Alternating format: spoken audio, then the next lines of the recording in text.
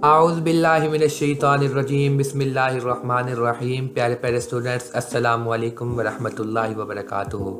तो गाइस, आज हमारा न्यू टॉपिक शुरू होने जा रहा है। Very interesting topic, series adding and series opposing voltage.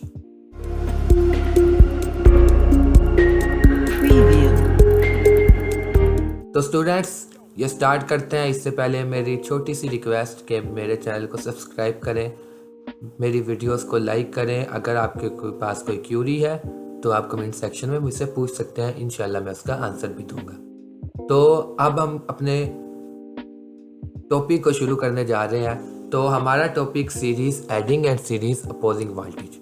अब इन दोनों के नेम से ही पता चल रहा है, सीरीज एडिंग वोल्टेज यानी इसमें क्या है, सर्किट सीरीज वाला है और इसमें वोल्टेज जो से हैं वो ऐड हो रहे हैं, वो वोल्टेज ऐड हो रहे हैं। और सीरीज अपोजिंग वोल्टेज का मतलब क्या है कि इसमें जो से है वोल्टेज एक दूसरे को अपोज कर रहे हैं। जैसे ओपोजिशन है, सियासत में पॉलिटिशियन को हम ओपोजिशन कहते हैं ना, तो ये ओपोजिशन, वही ओपोजिशन ये वोल्टेज में भी होती है कि आपस में मुकाबला करते हैं। तो सीरीज ओपोजिशन वोल्टेज ये होते हैं। अब हम इसके बारे में डिटेल से डिस्कस करते हैं। सबसे पहले हम देखते हैं series adding voltage. Series adding voltage की हम डायग्राम देखें तो हम देख सकते हैं कि सीरीज एडिंग वोल्टेज में हमारे पास जो एक टर्मिनल है एक सोर्स का, वो जो सा है वो पॉजिटिव होता है और उसी साइड का जो सा दूसरे सोर्स का टर्मिनल है वो नेगेटिव होता है। अब हमें पता है कि करंट मूव करता है पॉजिटिव से नेगेटिव की तरफ। जब इनके टर्मिनल ही दोनों सोर्सेज के पॉजिटिव से नेगेटिव है तो आपको क्या लगता है कि करंट को कोई मुश्किल पेश आएगी? कभी भी नहीं। करंट को मुश्किल ही पेश नहीं आएगी तो होगा क्या, करंट इजीली मूव करेगा। करंट जब इजीली मूव करेगा तो इसका मतलब क्या है, ये दोनों वोल्टेज ऐड हो जाएंगे। पॉजिटिव से नेगेटिव की तरफ मूव कर रहा है, करंट यहाँ से मूव करना शुरू किया, उस साइड पे गया, पॉजिटिव से नेगेटिव की तरफ मूव करना शुरू किया और करंट इस तरीके से मूव करता करता चला गया। और इससे हमें पता चला कि इन दोनों में पॉजिटिव और नेगेटिव जो से हैं वो टर्मिनल आपस में एक दूसरे के सामने हैं। तो हमें ये पता चला इसमें वोल्टेज हमारे पास ऐड होंगे। अब इसी तरीके से हम दूसरी एग्जांपल देखें, सीरीज अपोजिंग वोल्टेज। अब इसमें अपोज क्यों हो रहा है, हम इसके बारे में डिस्कस करेंगे। अपोज क्यों हो रहा है हम देखते हैं। इसमें हमें पता चला कि जो एक टर्मिनल है ना वो पॉजिटिव है और दूसरा टर्मिनल भी पॉजिटिव है। अब हम फिजिक्स में शुरू से पढ़ते आ रहे हैं, पॉजिटिव पॉजिटिव को रिपेल करता है, पॉजिटिव पॉजिटिव को रिपेल करता है। तो होगा इसमें भी यही कि पॉजिटिव पॉजिटिव को रिपेल करेगा, आपस में टकरे मारेंगे, लड़ाई करेंगे। अब हमें रियल लाइफ में पता है कि लड़ाई करने में जिसके पास पावर ज़्यादा होती है जीतता वही है, जिसके पास पावर ज़्यादा है। और अपोजिंग करंट में, अपोजिंग वोल्टेज में भी यही होता है। अब एक की पावर 12 वाट है, दूसरे की पावर 6 वाट है। 12 वाट ने क्या किया, 6 वाले के साथ लड़ना शुरू किया। 12 वाट के जो से पावर माइनस हुई 1, उसकी 1 माइनस हुई, फिर 2 माइनस हुई, फिर 3 4 5 6। अब इसकी 6 माइनस हुई 12 वाट की, तो इसके पास तो 6 वाट बच गए, उसके पास 6 वाट खत्म हो गए।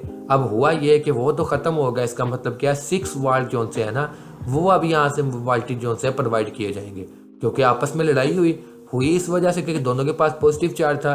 पॉजिटिव चार्ज की वजह से फाइटिंग हुई। फाइटिंग से हुआ क्या, जिसकी पावर ज़्यादा थी उसने अपने कुछ माइनस तो करवा लिए, लेकिन उसके पास पावर ज़्यादा थी, उसकी फिर भी पावर बच गई। और इसकी वजह से करंट मूव ज़रूर करेगा। करंट मूव करेगा, लेकिन वो करंट मूव करेगा जो बच जाएगा, या उस हिसाब से करंट मूव करेगा। अब जो सा इसकी मज़ीद एक्सप्लेनेशन हम देखें तो हमें पता चलेगा कि जो सा अब हमने बात की कि जो सा सीरीज एडिंग वोल्टेज, इसमें पोलैरिटी डिफरेंट होती है। डिफरेंट कैसे होती है कि एक पॉजिटिव होता है दूसरा नेगेटिव होता है। इसी तरह इसकी पोलैरिटी जो सी है वो डिफरेंट होती है।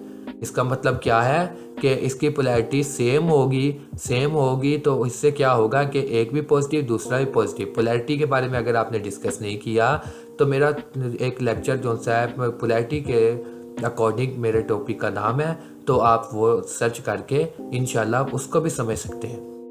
अब सेकंड बात करें, सीरीज अपोजिंग वोल्टेज में एक और कंडीशन ये है कि जब आपके पास पहला सोर्स जो है उसके वोल्टेज ज़्यादा होंगे सेकंड सोर्स से, तब भी करंट मूव कर सकता है। अगर दोनों के सेम होंगे या पहले के कम दूसरे के ज़्यादा होंगे तो करंट मूव नहीं करेगा। क्योंकि अगर हमने जो सा माइनस कर देना है तो जब माइनस करेंगे तो पहले के 6 या दूसरे के 12 है, 6 माइनस 12 करेंगे तो माइनस माइनस में तो करंट मूव नहीं करता, पॉजिटिव होगा तो करंट मूव करेगा ना। तो इससे ये है कि जब V1 ज़्यादा होगा V2 से तब भी करंट मूव कर सकता है, तब भी करंट हमारे पास मूव करेगा। अब इसको कैलकुलेट कर लेते हैं। तो हमने कैलकुलेट किया, हमने देखा V1 हमारे पास जो सा 6 है और V2 हमारे पास क्या है 6।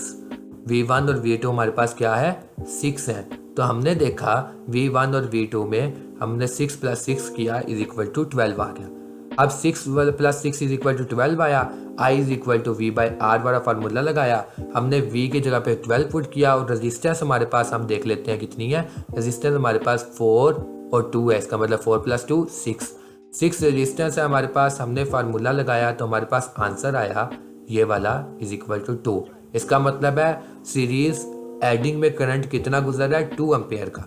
अब हम दूसरी बात करें सेकंड लेवल पे जो सा है series opposing voltage. Series opposing voltage में जब हम फार्मूला देखें तो हमें पता चलेगा कि सीरीज अपोजिंग में V1 में से V2 को माइनस करना है। इसका मतलब क्या है 12 में से हमने 6 माइनस किया है क्योंकि पहले की वैल्यू हमारे पास 12 है और दूसरे की वैल्यू हमारे पास 6 है। अब हमने दोनों को जब माइनस किया तो हमारे पास 6 वोल्ट आए और रेजिस्टेंस हमने फाइंड की थी 4 + 2 6 है। तो हमने जब फाइंड की तो हमारे पास करंट आया I = 1। इसका मतलब क्या हुआ कि जब हमने सीरीज एडिंग में करंट देखा तो हमारे पास 2 वोल्ट आया और जबकि दोनों में 6 वोल्ट थे, लेकिन फिर भी हमारे पास करंट ज़्यादा गुजरा क्योंकि ऐड हो रहा है। लेकिन सेकंड टाइम अब जब हमने देखा सीरीज अपोजिंग वोल्टेज में तो हमने ये देखा कि हमारे पास एक की वोल्टेज 12 है, दूसरे के 6 हैं। देखने में तो ये लगता है कि दोनों में से करंट जब गुजरेगा बहुत ज़्यादा होगा, लेकिन करंट हमारे पास वैल्यू क्या हुई 1 एम्पेयर। इसका मतलब क्या है ये सीरीज अपोजिंग वोल्टेजेस हैं। हमने जब माइनस किए वोल्टेज तो हमारे पास वोल्टेज कम रह गए तो करंट ऑटोमेटिकली कम गुजरेगा। यही हमारा ओम लॉ कहता है। ओम लॉ यही कहता है कि जब जितने करंट ज़्यादा होगा उतने ही वोल्टेज ज़्यादा होंगे, जितने वोल्टेज ज़्यादा होंगे उतना ही करंट ज़्यादा होगा। ओम लॉ क्या कहता है V डायरेक्टली प्रोपोर्शनल है I के। तो उम्मीद है होप सो आपको ये बात क्लियर हुई होगी। अल्लाह रब्बुल इज़्ज़त आप सबको कामयाब फरमाए। आमीन सुम्मा आमीन। जज़ाकल्लाह।